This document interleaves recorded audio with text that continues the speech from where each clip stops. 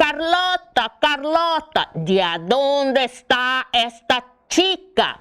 Yo no sé por qué contraté a esta chica para hacer el doctorado conmigo. Mujeres en el laboratorio es un problema. Elas se quedam juntas, hablando el tiempo todo, se quedan emocionales una vez al mes. El peor, se apasionan. Pero es imposible no se apasionar por una persona tan hermosa como yo. Pero sé por qué contraté a Carlota.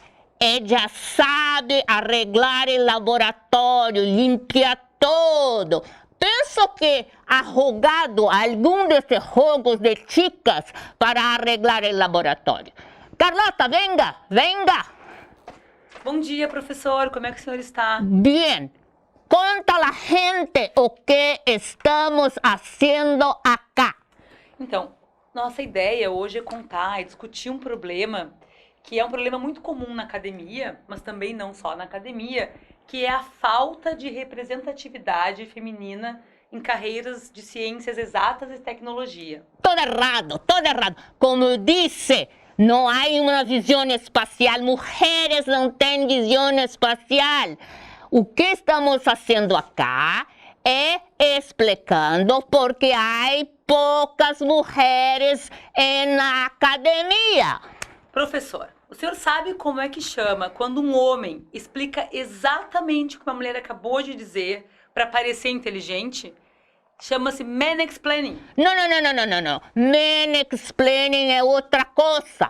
Mansplaining é quando a gente ensina... Pera. O senhor vai fazer mansplaining? Sabe o que é mansplaining? No way! Histérica. Como disse, el ponto en el mes que se queda histérica. Brim. Oh, de la Academia de Ciência. Alô. Querem que eu, um cientista importante, indique alguém para um prêmio, alguém jovem de mi laboratório para um prêmio. Sí, uma pessoa com criatividade, esforçada, que trabalha muito. Tenho a pessoa perfeita. Matheus. Mas, professor, eu sou a pessoa que escreve todos os projetos desse laboratório, que ganha todo o financiamento, que escreve todos os artigos. Como é que o senhor vai indicar o Matheus? Pero tu vas te casar, ter hijos e não vas trabalhar mais nada. Mas, pronto. Professor, o Matheus é casado e tem 2 filhos. Pero es la mujer de Matheus que cuida de los hijos.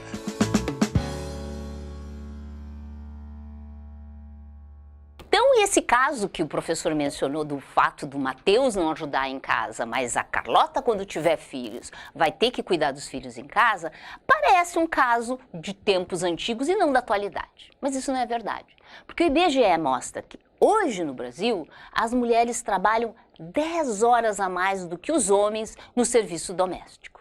10 horas a mais. E a gente escuta muita gente dizer que a academia é um caso à parte, né? Nós vivemos num mundo diferente e aqui dentro, sim, os homens ajudam essas mulheres. No entanto, não é o que os dados mostram.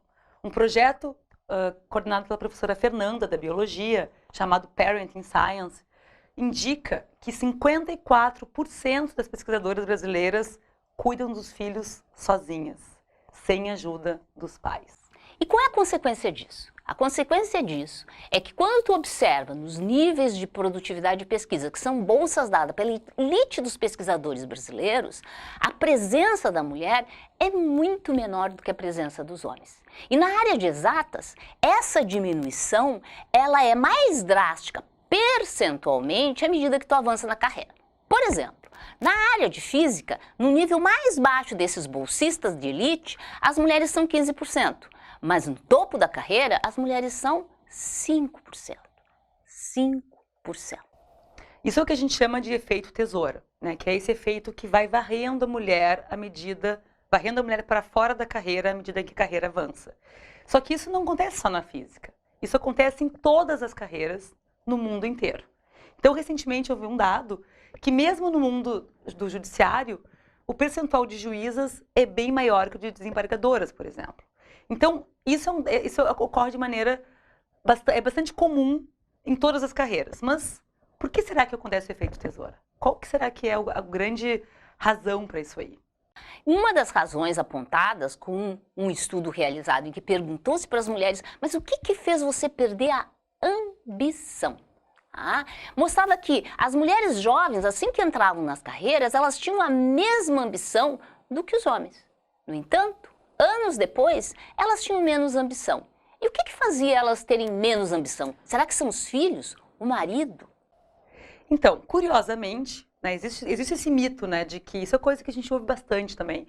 As mulheres não sobem de nível porque elas não desejam. Elas preferem ficar em casa, cuidar dos filhos.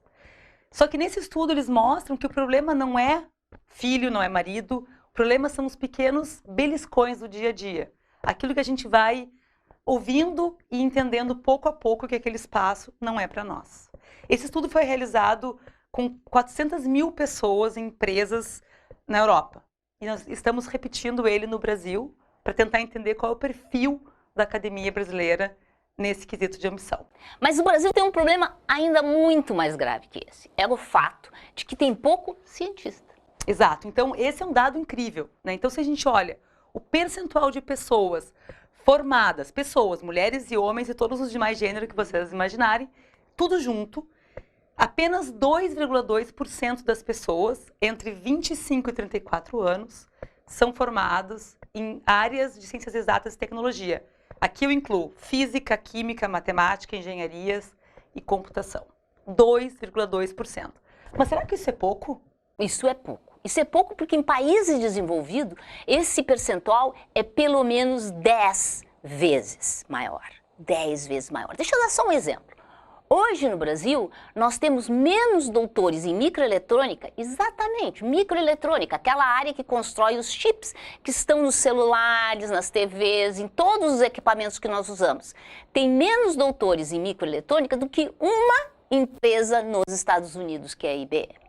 Então, nós temos poucos cientistas também e nós não acreditamos muito. O que são essas pessoas cientistas, né? Essas pessoas exóticas, os cientistas? A gente escuta bastante, o Brasil precisa investir mais em educação básica, porque nós já temos muitos doutores. É verdade, o Brasil tem que investir em educação básica, mas o Brasil precisa também investir em ciência, se a gente quiser parar de comprar tecnologia pronta e começar a vender tecnologia. Mas, Márcia, um dos problemas que a gente identificou para essa baixa procura para as carreiras de ciências exatas e tecnologias é a sociedade. Isso, independentemente da pessoa ser mulher ou homem. E para explicar um pouquinho, demonstrar um pouquinho como é essa relação da sociedade com o cientista, a gente preparou um sketch.